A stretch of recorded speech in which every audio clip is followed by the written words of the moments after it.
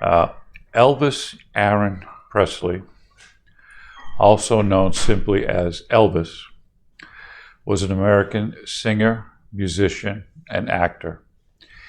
He is regarded as one of the most significant cultural icons of the 20th century and is often referred to as the King of Rock and Roll, or simply the King. Elvis was born January 8, 1935, in Tupelo, Mississippi. German, Scots-Irish, French-Norman, and possible Cherokee First Nations ancestry. He had a twin brother that died in childbirth. His father was not very educated and not very ambitious, taking on odd part-time jobs. His father was arrested for writing bad checks and sent to jail for a short time. He was born in a little two-room house. In September 1941, Elvis enters the first grade, where his teachers regarded him as average. He was encouraged to enter a singing contest, and this was his first public appearance. The 10-year-old Presley was dressed as a cowboy. He stood on a chair to reach the microphone, and he recalls placing fifth in the contest. A few months later, he receives his first guitar for his birthday, but he was hoping for something else, either a bicycle or a rifle. 1946, he enters a new school for sixth grade. He is regarded as a loner. The following year, he began bringing his guitar to school on a daily basis. He played and sang during lunchtime and was often teased as a trashy kid who played hillbilly music. He sings on a local radio station in November 1948, and the family moves to Memphis, Tennessee, where he lives in public housing. He goes to high school. He received only a C in music in 8th grade. His music teacher told him he had no aptitude for singing. He was usually too shy to perform openly and was occasionally bullied by his classmates who viewed him as a mama's boy. He forms a band with two other schoolmates.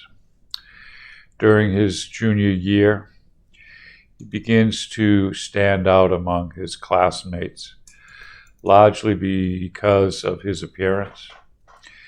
He grew his sideburns and styled his hair with rose oil and Vaseline. In his free time, he would head down to Beale Street, which is a famous street in Memphis. And it's the heart of Memphis's thriving blues music scene, and gazed longingly at the wild, flashy clothes in the windows of Lansky Brothers clothing shop. And by his senior year, he was wearing those clothes. He competes in a local talent show. He recalled that the performance did much for his reputation. Quote, "I wasn't popular in school. I failed music, only thing I ever failed. And then they entered me in this talent show. When I came on stage, I heard people kind of rumbling and whispering and so forth, because nobody knew I even sang. It was amazing how popular I became in school after that. Many of his future recordings were inspired by local African American musicians. B.B. King, famous blues singer, recalled that he had known Elvis before he was popular, when they both used to frequent Beale Street. By the time he graduated from high school in June 1953, Elvis had already decided music as his future. Later that year, he records 2 songs at a local recording studio as a birthday gift for his mother. It cost $4. During that recording, he gets noticed by the recording shop producer. Not a contract, he just gets noticed as being talented. In 1954, he begins working for the Crown Electric Company as a truck driver.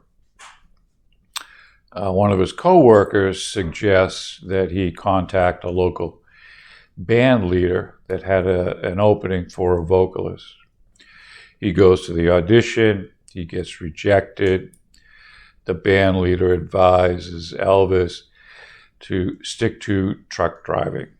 He says, because you're never going to make it as a singer. A local recording producer wanted to find a white singer who could sing African American music. Through a long, convoluted story, the producer and Elvis finally meet.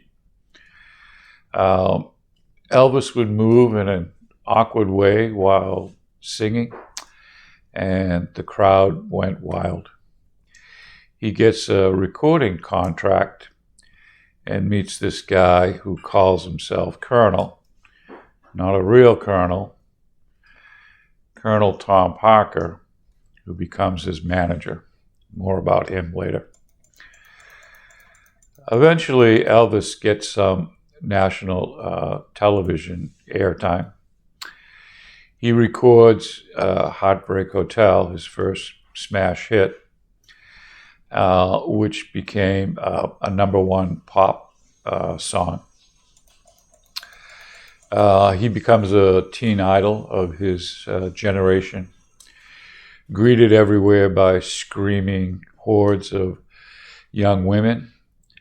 And when it was announced in early 1958 that he had been drafted and would enter the U.S. Army, which he does. He's in the Army and finishes up his tour of duty in 1960. He had served as a soldier in Germany. He could have joined something called Special Services, an entertainment division within the military, but he turned it down. He just wanted to be a regular soldier. And he returns to the United States, and he kind of picks up pretty much where he left off. And he turns out a series of songs and more than 30 movies over the next 8 years. None of which fit in any particular genre other than what is called today an Elvis movie, which was light, comedic, romance with musical interludes. Most of the movies had an accompanying soundtrack album, and together with the movies and the records made him a very rich man, although they nearly ruined him as any kind of musical artist. He buys a mansion at age 22 in Memphis, Tennessee, and he names it Graceland. His career, like all musical careers, shares of ups and downs, and he becomes a sort of a recluse in his mansion home, Graceland, and his health declines basically through a poor diet, and he starts taking prescription drugs. He dies at the age of 42, heart issues brought on by poor diet and drug abuse. Immediately upon hearing of his death, mourners from around the world gathered at Graceland to say farewell to the poor boy who had lived out the American dream. In a way, that mourning has never ceased. Graceland remains one of the country's top tourist attractions, and Presley's albums and other artifacts continue to sell even today. A few unusual facts about Elvis. He used shoe polish to color his hair, which was naturally brown. He was a germaphobe. He was very afraid of getting sick and ill. He never played outside the United States. A couple concerts in Canada, but other than that, he never played outside the United States. This goes back to his manager, Colonel Parker, who was an illegal immigrant. And he was afraid that if he went outside the country and he came back in, that he wouldn't be able to actually come back in because he was illegal. Parker was kind of a sleazy guy. But he did promote Elvis to get famous. But it cost Elvis a lot of money to do that. There's some financial scandals connected with Colonel Parker. He records 600 songs, but he never wrote any of them. He starred in 30 movies. His only child, Lisa Marie, marries Michael Jackson. That doesn't last very long. And then she marries an American actor, Nicolas Cage. According to some reports, sometime around 1968, Elvis took a walk down a busy Los Angeles street, and nobody recognized him. Nobody knew who he was. He had lost all his fame and notoriety. Elvis met President Nixon in the Oval Office of the White House, and he had an odd request for the president. He asked the president if he would grant him a badge as a narcotics agent. This seemed like an outrageous request, except for the fact that the President Nixon gave it to him, which, despite his lack of training, actually proved to be a bad idea. Why? Because giving Elvis a badge, he loved to dress up as a police officer and pull people, mainly women, over just to give them his autograph. He was an inspiration literally to thousands of musicians. Initially, those more or less like-minded Southern musicians seeking fame and copying his style. So that's a little bit about our reading, Elvis Presley.